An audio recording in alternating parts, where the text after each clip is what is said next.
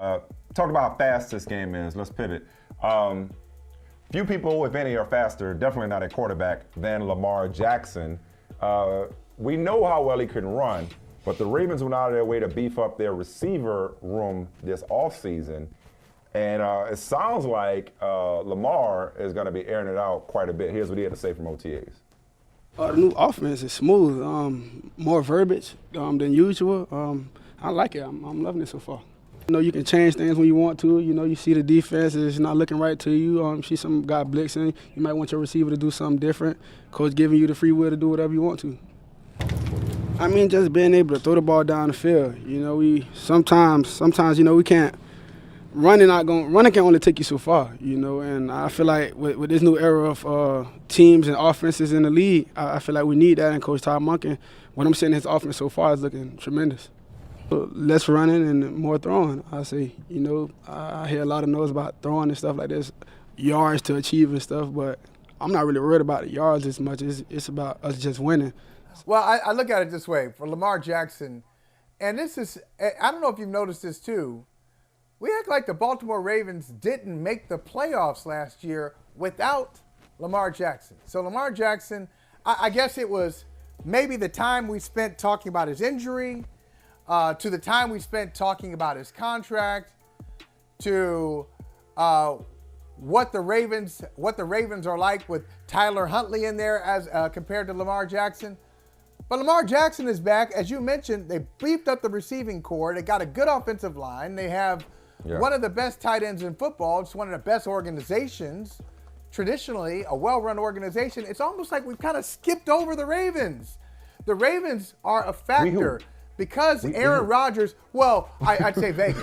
How about we? How about we in Vegas? We who like to bet. That's our thing. We who? We who? The betting public. Okay. Yeah. Gotcha. Yeah. Okay. Female training officer. The betting public. We ran it a couple days ago. Number one, the top three teams in the AFC, no surprise, from a betting perspective, and rightfully so. Kansas City, Buffalo, Cincinnati. Number four was the New York Jets. What? And then 5 is the Ravens. The Ravens were right there. The Ravens are right there with the Cincinnati Bengals in the wild card game. They were. And they probably should have stolen that one. Stolen that win in Cincinnati. So I'm looking at this year. The contract situation is resolved for Lamar. Lamar got off to a great start last year. It was an MVP conversation. He sure was. Hey, looked like that bet was working and ultimately did. Yeah. I mean, I think we need to start paying more attention to Lamar Jackson, the player, and what he's going to do. You want to to talk about respect? He's not Dan Marino, but I don't think Lamar has ever got enough respect for his ability as a passer. Dude once threw, in his MVP season, he threw 36 touchdown passes. He's typically around the 60% mark. I know he's not the most precise passer, but more than capable. And I know Jalen Hurts has been talking about how the contract is only making him more motivated. I would like to see that same thing from Lamar, that the money just makes him want to prove himself and put a bigger chip on his shoulder, a bigger, more expensive chip on his shoulder. And I'd love to see him air it out a lot more and become even more of a well-rounded quarterback than he already is. Guy you don't have to worry about in this regard, from a passing standpoint, is, of course, Patrick Mahomes.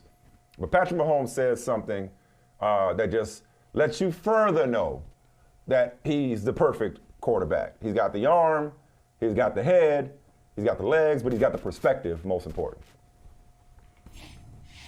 Yeah, I mean, I always keep, me and my agent and the team always keep open communication. And we try to do whatever is the best for the team, but obviously I want to do the best for myself as well. But at the same time, I've always said I worry about legacy and winning rings more than making money at this moment.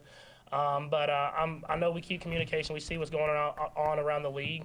But at the same time, I'll never do anything that's going to hurt us from keeping the great players around me. So it's kind of teetering around that line. You just want to do whatever to not hurt other quarterbacks whenever their contracts come up. But you want to kind of keep the bar pushing. And so it's not about being the highest paid guy. It's not about making a ton of money. I've made enough money where I'll be set for the rest of my life. But at the same time, you got to find that line where you're making a good amount of money, but you're still keeping a lot of great players around you so you can win these Super Bowls and you're able to compete in these games. So that's what I'm saying. It's easy for me to say because it ain't my money. But, like, how much money does one person need? But what you can never have enough of, is rings. And the dude that we think he has a chance to catch, if not surpass, has got how many? And 7, right? And the reason 7. he's got that many, in large part, is because he took that same attitude and approach. That's not the only reason why, but he took that same attitude and approach in New England. Too much criticism, but look where it got him. Like, and those rings are priceless. That reputation, that legacy, you know, history remembers kings. Like, that's priceless. So you could be highest paid temporarily. You're gonna get passed anyway. Ain't nobody passing 7 anytime soon. If anybody got a chance, it's that guy. And the only way he's got a chance is if he has that same quality supporting cast that he had last year and he's had the past several years. But he's got the right balance with it though too. Don't want to mess it up for the people coming behind me. Still want to look at it from a players association union perspective. But selfishly, it's like everybody got to eat in order for all of us, you know, to get where we want to go, you know? You know what, you pointed to your head a couple of times, and that's really where Patrick Mahomes is. It's like it's a mental next level thing that he's got going. It's growth. It is seeing the entire field, literally and figuratively, seeing the entire field. Look, Mike, think about all the professions where you go in, and whether it's in sports or anywhere else, you go into the profession, you're thinking about establishing yourself. Then maybe you start thinking about all the money you can make.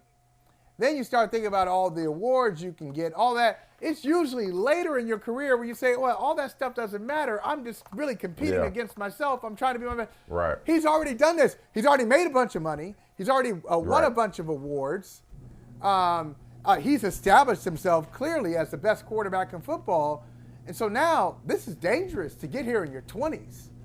Yeah, right? Right. You get here in your 20s. Like, sometimes you get there in your 30s. Right. Or some people then you're like, never, oh, if I had known then what I know now, it's like he knows it now. What he should know later. Next level. Absolutely. Hey, thank you for watching Brother from Another. If you haven't hit that subscribe button, go ahead and do that now. Don't forget, you can catch us 3 to 4 weekdays on PeacockTV.com and on Sirius XM Channel 85.